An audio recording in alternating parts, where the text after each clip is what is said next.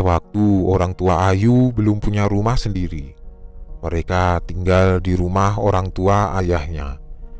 Ayu masih sekolah dasar saat itu. Ayu lupa pukul berapa, tetapi sedang hujan deras. Ia di rumah hanya berdua dengan ibunya, karena ayah Ayu sedang ada di proyek di daerah Pancer, Pulau Merah. Ayu masih belum bisa tidur. Begitupun dengan ibunya. Tiba-tiba listrik padam sedangkan hujan semakin deras mengguyur bumi. Ibu Ayu menyalakan lilin di beberapa sudut rumah untuk penerangan. Keduanya memutuskan untuk menggelar tikar di depan pintu utama dan tidur di sana. Namun, tiba-tiba terdengar suara. Tuk, tuk, tuk. Ayu sudah mulai merasa takut. Ia memegang erat pakaian ibunya dari belakang. Keduanya berjalan mencari apa yang menyebabkan bunyi suara mirip ketukan itu, yang suaranya kini terdengar kembali. Tuk, tuk, tuk. Fani Pramono. Ibunda Ayu Pramono menatap anak kecilnya. Mereka berdua saling tatap tanpa membuka mulut. Bu Fani membuka lebar pendengarannya, namun berasa begitu sepi. Tidak ada suara apapun. Bahkan suara binatang malam pun tidak terdengar. Hanya suara air dari langit yang membasahi genteng, serta kibasan angin yang lumayan besar yang sesekali menyibakkan hordeng. Mereka kembali melangkah. Langkah kaki keduanya terdengar begitu nyaring. Sedangkan gelapnya temaram malam itu hanya mereka terangi dengan cahaya lilin yang terus bergoyang tertiup angin. Tangan kiri Bu Fani memegang lilin, sedangkan tangan kanannya menutupi angin agar tidak memadamkan nyala lilin. Ayu sendiri masih tampak ketakutan di balik baju belakang sang ibu yang kadang sesekali menenggelamkan wajahnya. Kini langkah keduanya semakin mendekati sumber suara itu. Sumber suara mirip ketukan yang hilang ada. Dan saat mereka sudah dekat dengan sumber suara itu, lagi-lagi suara itu kembali terdengar. Ayu dan Bu Fani membalikkan badannya ke belakang secara perlahan, karena menurut mereka sumber suara itu datangnya dari arah belakang, atau lebih tepatnya dari arah lemari yang ada di belakang mereka. Keduanya melihat ke belakang, dan benar saja mereka melihat suatu kejadian di luar nalar. Ibu dan anak itu melihat botol minyak angin berbahan plastik bergerak dengan sendirinya. Sesekali botol itu melompat, membuat bunyi ketukan. Tuk, tuk, tuk. Keduanya terdiam, tercengang dan tidak percaya dengan apa yang dilihatnya, hingga tiba-tiba botol itu melayang dan jatuh ke lantai. Sontak keduanya berteriak histeris. Takut, kaget, ngeri bercampur jadi satu. Dengan sigap Bu Fani menggendong Ayu keluar dari dalam rumah, melompati lantai teras, lalu menerobos hujan dan terus berlari. Ia membawa Ayu ke rumah ibunya yang tidak jauh dari rumah kakek atau bapak dari ayahnya. Sedangkan rumah nenek yang Ayu datangi adalah rumah ibu dari ibunya Bu Fani. Sesampainya di kediaman rumah neneknya Ayu, Bu Fani langsung menceritakan perihal keganjilan tersebut. Nawang Sucipto dan Joko Sucipto, nama kedua orang tua Bu Fani, hanya mendengarkan apa yang anaknya ceritakan. Oh iya, aku lupa kalau pintunya belum ditutup, jelas Bu Fani di tengah obrolan. Kembalilah, tutup pintunya dan kunci, biarkan Ayu di sini, jawab Nek Nawang. Biar aku saja, di rumah Pramono memang agak angker, potong Kek Joko yang sudah tahu kalau ada kemistisan di kediaman besannya. Kek Joko segera bangkit. Dia mengambil senter dan payung lantas keluar rumah untuk menuju kediaman rumah Pramono yang tidak jauh dari rumahnya. Walau saat itu hujan bercampur angin, tidak mematahkan niat kakek tua itu untuk menuju ke kediaman Pramono. Semoga Pocong Tarno tidak menggangguku lagi, gumam Kek Joko dalam batinnya. Sipakan kecil di genangan air. Pandangan tidak fokus karena memikirkan kejadian kemarin yang dia alami. Sebuah kejadian yang membuatnya begitu merasa ketakutan. Sambil terus menerjang hujan bercampur angin, kakek Joko dengan segera melompati genangan air dan berdiri di teras rumah Pramono. Pandangan matanya jauh masuk ke dalam, ke sebuah sudut gelap dari ujung ruangan. Tampak seperti sesosok perempuan berdiri dengan kain lusuh, namun bagian bawahnya hanya setengah dan tidak terlihat bagian kepalanya. Tetapi terlihat rambut panjangnya yang sesekali tertiup angin. Seakan posisi kaki sosok itu berada jauh di dalam lantai, sedangkan posisi dada sampai atas kepala menyembul keluar atau menembus genteng rumah Pramono. Sosok semacam kuntilanak, hanya saja berukuran tinggi besar. Walau cuma sepintas sambil menutup pintu, tetapi Kek Joko yakin kalau itu benar-benar sosok lain dan bukanlah sembarang kain. Pintu ditutup sambil dikunci. Dia mulai mundur. Kakek Joko masih penasaran dengan sosok yang dilihatnya. Sambil terus berjalan menjauhi rumah, dia membalikkan badan untuk melihat ke arah genteng rumah Pramono. Tetapi tidak terlihat sosok yang menyembul keluar genteng rumah itu. Kini pikirnya hanya halusinasi saja, dan Kek Joko pun lekas pulang ke rumahnya. Lalu mengabarkan kalau sudah menutup rumah Pramono sambil mengambil air teh panas yang ada di dalam gelas dan menyeruputnya. Kek Joko kembali mengingat kejadian yang dia ingat sewaktu menerjang hujan, kejadian yang dia alami kemarin. Kala itu Kek Joko pergi ke kamar mandi yang berada beberapa meter dari belakang rumah. Kamar mandi tanpa atap dan jaraknya berdekatan dengan kediaman Pramono. Saat menuju ke kamar mandi, Kek Joko merasa merinding. Padahal waktu itu baru selesai azan Isya. Suasana pun terasa begitu sepi. Hanya terdengar suara binatang malam yang saling bersahut-sahutan. Kek Joko membuang rasa takutnya dan terus berjalan mendekati kamar mandi. Sampai akhirnya dia pun masuk. Masih dalam posisi memegang daun pintu, belum sempat menutup pintu. Terdengar begitu jelas orang berdehem. Padahal belakang kamar mandi merupakan tempatnya pepohonan pisang.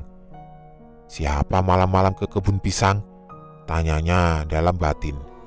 Kek Joko mencoba acuh sambil mendongakkan kepala melihat ke arah daun pisang yang terlihat dari atas mulai bergoyang-goyang. Pikirannya orang yang berdehem itulah yang menggoyangkan beberapa pohon pisang hingga bergoyang. Kek Joko mencoba acuh sambil mendongakkan kepala, melihat ke arah daun pisang yang terlihat dari atas mulai bergoyang-goyang. Pikirannya orang yang berdehem itulah yang menggoyangkan beberapa pohon pisang hingga bergoyang. Kek Joko menutup pintu, lantas mendekati kloset untuk menunaikan hajatnya. Selepas menunaikan hajatnya, Kek Joko keluar kamar mandi, menutup pintu sambil melihat ke kanan dan ke kiri. Tampak begitu sepi. Hawa sekitar mulai berasa tidak enak. Suara itu kembali terdengar dari deretan pohon pisang yang berada di belakang kamar mandi. Kek Joko yang penasaran melangkah maju beberapa langkah, lalu secara perlahan membalikkan kepalanya melihat ke arah belakang, samping kamar mandi, atau tepatnya deretan pohon pisang. Nampak sosok pocongan, wajahnya terlihat begitu jelas. Kek Joko mengenali sosok pocong itu, yakni pocong Pak Tarno. "Kek, melamun?" tanya Nek Nawang. "Iya Nek, keinget pocongan kemarin, mirip Tarno," jawab Kek Joko. "Pocong Tarno?" tanya Nek Nawang seakan mengingat-ingat sesuatu. "Sudah ada beberapa orang yang cerita kalau mereka pernah diganggu pocong Tarno," lanjutnya. Mereka terdiam, apalagi Bu Fani yang mendengarkan dalam kondisi dan posisi takut. Jadi tambah takut. Bu Fani mendekap erat Ayu yang saat itu kebingungan dengan cerita tersebut. Beberapa hari kemudian, di kediaman Pramono, malam itu Bu Fani baru saja selesai menyuapi Ayu. Dibawanya Ayu ke kamar agar lekas tidur, tetapi Ayu malah berlarian, asik main dengan dunianya. Dirasa sudah lelah, Ayu pun naik ke atas ranjang. Ia merebahkan anggota tubuhnya. "Bu, itu apa?" tanya Ayu dengan nada polosnya. "Yang mana?" tanya balik Bu Fani. "Ini loh Bu, di sebelahku, di sebelah ibu juga," lanjut Ayu. Bu Fani melihat sekitar tidak tampak apapun. Sambil melihat-lihat, ia pun berujar, "Tidak ada apa-apa." Namun berbeda dengan yang Ayu lihat. Ayu melihat sosok-sosok itu berjejer mengelilingi ranjang tempat Ayu dan Bu Fani merebahkan anggota tubuhnya. Sosok genderuwo, pocong, kuntilanak, dan beberapa makhluk dengan bentuk dan rupa yang tidak utuh. Ada yang beberapa bagian tubuhnya hancur, dan ada yang beberapa anggota tubuhnya menyerupai hewan. Sedikit penjelasan tentang rumah kakeknya Ayu yang kini ditempati keluarga kecil Ayu. Karena Hamdan Pramono, sang kakek, dan Yulisti Pramono, sang nenek, bercerai. Kakek Hamdan kerja di Bali dan jarang sekali pulang. Sedangkan nenek Yulisti yang sudah tidak memegang nama Pramono lagi berada di Kalimantan sebagai guru ngaji. Jadilah rumah kakek ditempati Ayu, Fani sang ibu, Marwan sang ayah, dan satu laginya paman Ayu. Tetapi saat pamannya sudah menikah, dia tidak tinggal di rumah itu lagi. Beberapa hari setelah kejadian di rumah Pramono, Bu Fani masih merasa ketakutan karena teringat cerita-cerita dari ayah dan ibunya mengenai pocong Tarno yang kerap menampakkan diri untuk mengganggu para warga. Di hari itu kebetulan Pak Marwan sedang ada di rumah. Jadi Bu Fani memintanya menemani ke toilet yang berada jauh dari belakang rumah. Sedang asik buang hajat, Bu Fani merasa ada yang melemparkan batu kerikil. Ia masih diam, tidak menggubrisnya, tetapi tampak pohon bergoyang begitu kencang seakan ada seseorang yang menggoyangkan. Terdengar Pak Marwan tiba-tiba berseru, "Bu, lekas Bu!" Bu Fani merasa tengkuknya mendadak dingin. Ia tidak berani melihat ke kanan ataupun ke kiri. Ia langsung beranjak dari duduknya setelah mendengar suaminya berteriak. Keduanya langsung berjalan kembali mendekati rumah. Di kamar mandi yang tepatnya berada di belakang rumah, Bu Fani membersihkan dirinya dari hajat. Kamar mandi berada tepat di belakang rumah. Berbeda dengan WC yang jaraknya agak jauh dan berada di dekat perkebunan pisang. Dirasa sudah bersih dengan sigap Pak Marwan menarik Bu Fani dan membawanya masuk ke dalam rumah. Lekas itu menguncinya. Keduanya mendekati Ayu kecil yang masih terlelap. Selepas itu Pak Marwan bercerita, "Aku melihat sesosok pocong berada di sampingmu. Pocongan itu berdiri layaknya menemanimu." Bu Fani terdiam. Ia tidak berani berkata apapun. Pikirnya, untung tidak melihat sekeliling. Dan dari sini, Bu Fani teringat akan cerita Nek Nawang dan Kek Joko tentang pocong Pak Tarno yang mengganggu warga.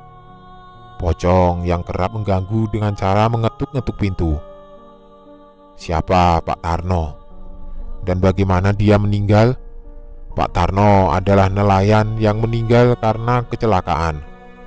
Di setiap malam dengan perahunya, Pak Tarno pergi melaut untuk mencari ikan, ditemani jaring berkatrol yang bisa digerakkan dengan mesin diesel. Itulah keseharian Pak Tarno yang biasa-biasa saja. Namun, semua takdir sudah disuratkan dan terjadilah malam yang tidak diinginkan. Malam Pak Tarno meregang nyawa. Siang menjelang sore, Pak Tarno sedang duduk di teras sambil melihat orang lalu lalang lewat di depan rumahnya. Dari dalam rumah, muncullah seorang perempuan membawakan gelas berisi air teh. "Diminum, Mas," ucap perempuan itu, yang tidak lain adalah Bu Surinah, istri Pak Tarno. "Mega tidur?" tanya Pak Tarno. "Iya, Mas." Mega adalah anak kedua Pak Tarno.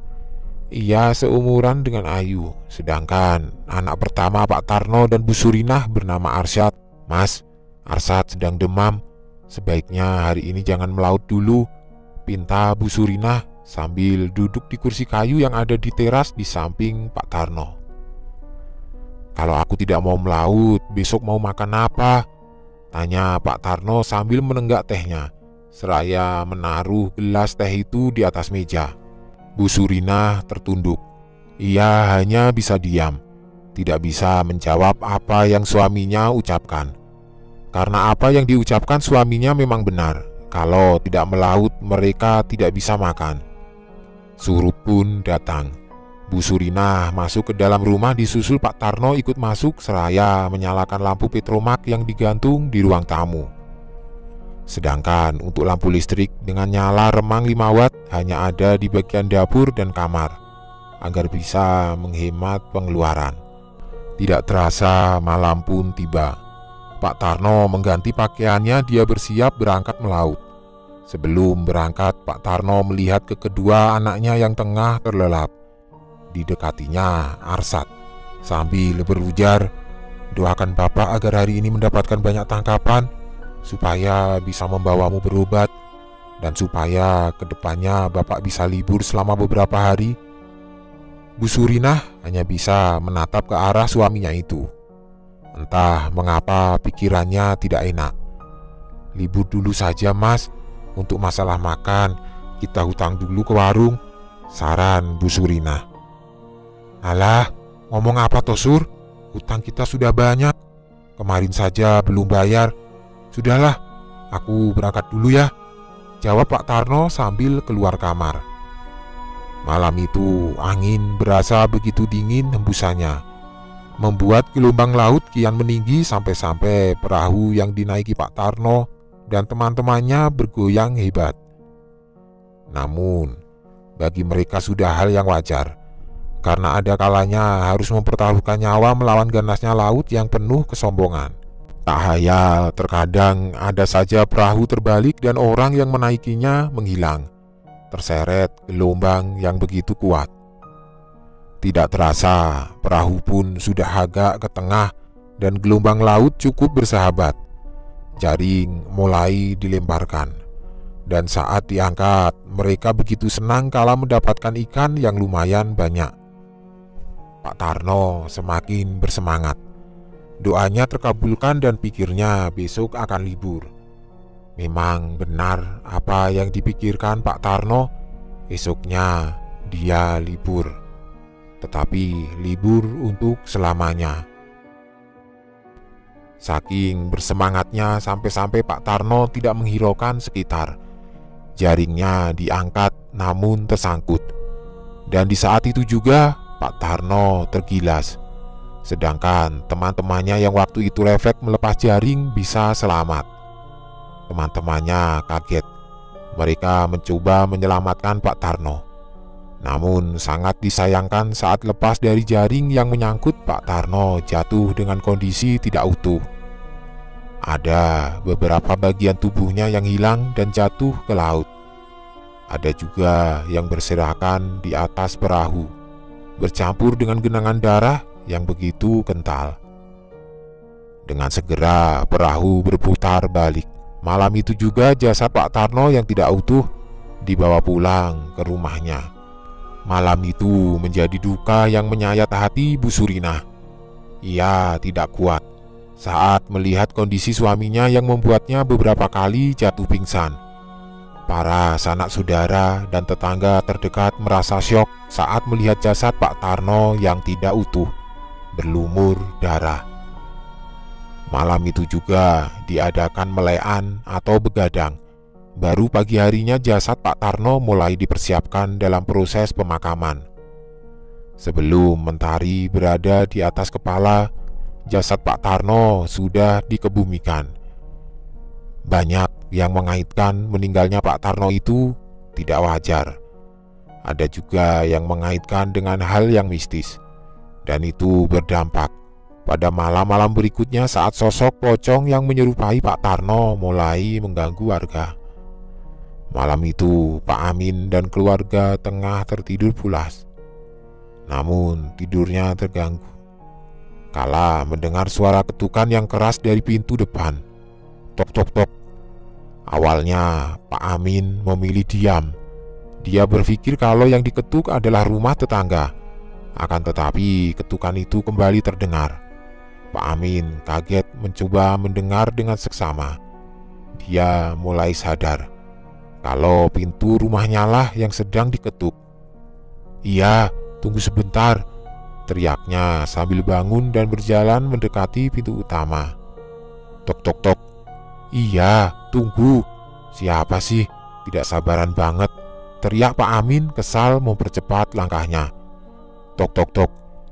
"Ih, ya ampun," gumamnya dengan nada geram sambil membuka kunci, dan pintu pun dibuka. Pocongan Pak Tarno dengan wajah tidak utuh dan berlumur darah menatapnya. Pak Amin tidak bisa berkata. Mulutnya terkunci, semua anggota tubuhnya tidak bisa digerakkan. Lalu Pak Amin pun jatuh pingsan.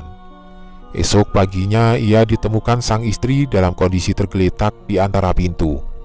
Istrinya bingung segera membangunkan Pak Amin dan bertanya perihal yang telah terjadi pada suaminya. Pak Amin pun menjelaskan pada istrinya kalau semalam almarhum Pak Tarno datang ke rumah dalam bentuk pocongan, mendatangi rumahnya seperti di saat masih hidup mengajak Pak Amin berangkat bersama melaut. Rupanya malam itu bukan Pak Amin. Tetangga lain mendengarkan suara ketukan yang sama di pintu rumahnya, dan saat dibuka, sosok pocong Pak Tarno berdiri di depan pintu. Malam-malam setelahnya, ketukan pintu masih berlanjut. Namun tidak ada yang berani membuka pintu karena takut kalau pocong Pak Tarno lah yang mengetuk. Selain malam hari, pocong Pak Tarno pun menghantui kala surup datang. Dia sering menampakkan diri pada orang-orang yang beraktivitas di waktu tersebut. Di saat itu, kamar mandi masih terpisah dengan rumah, dan jaraknya agak lumayan jauh, seperti toilet di rumah keluarga Sucipto dan rumah keluarga Pramono yang jauh dari rumah. Kamar mandi tidak beratap, seperti bilik persegi yang tingginya hanya sebatas dada orang dewasa. Di sebelah bilik ada sumur. Setiap kali mau mandi mereka memilih jongkok, kalau perempuan mengenakan kemben. Lelaki mengenakan sarung untuk menutupinya saat mandi, takut ada yang mengintip. Astuti, ibu muda yang mencuci baju kala surup datang. Pikirannya sekalian mandi selesai mencuci. Astuti mencuci mengenakan kemben dan dia begitu fokus mencuci hingga angin dingin mulai meniup tengkuknya. Tangan kanan dengan busa ia usapkan ke tengkuknya yang mulai merinding. Fokusnya pecah sambil melihat sekeliling. Pikirannya hanya perasaan saja, akan tetapi merasa ada seseorang berdiri di belakangnya. Secara perlahan Astuti melihat ke arah belakang yang rimbun pepohonan pisang. Nampak dengan jelas ada sosok pocongan. Astuti menjerit ketakutan, ia langsung bangkit dan meninggalkan cuciannya. Segera menuju rumah lewat pintu belakang dan bersembunyi di dalam. berbeda cerita dengan Erna. Gadis itu selalu mandi di saat surup tiba. Namun surup yang sekarang ini membuatnya tidak berani lagi mandi di waktu surup. Kala itu ia sedang asik mandi. Sabun badan ia gosokkan ke seluruh anggota tubuh, sesekali memasukkan sabun ke dalam kemben agar bagian tubuhnya terkena sabun. Duduk di atas dingklik kayu sambil sesekali menyiram anggota tubuhnya. Singkatnya, selesai mandi ia pun bangkit. Hendak mengganti kain kembennya dengan yang masih kering yang menyangkut di atas bilik. Saat ia bangkit, sosok pocongan tampak memandangnya dari kejauhan, dari rumpun pohon pisang. Erna teriak sambil berlari meninggalkan kamar mandi. Ia berlari tanpa alas kaki dan kedua tangannya memegang erat bagian kemben yang melingkar di atas dada, agar tidak lepas dan lekas masuk ke dalam rumah. Surup atau menjelang malam, sosok pocong Pak Tarno selalu menampakkan diri di balik kegelapan pohon pisang. Sedangkan malam harinya mendatangi rumah-rumah warga dengan mengetuk-ngetuk pintu. Sudah banyak yang bercerita kalau melihat penampakan pocong Pak Tarno di rumahnya kala malam saat membuka pintu yang diketuk, dan banyak pula yang bercerita diganggu pocong Pak Tarno saat berada di kamar mandi. Kejadian itu berangsur selama 40 hari, dan setelahnya sosok pocong Pak Tarno jarang terlihat, bahkan bisa dibilang sudah tidak menghantui warga lagi.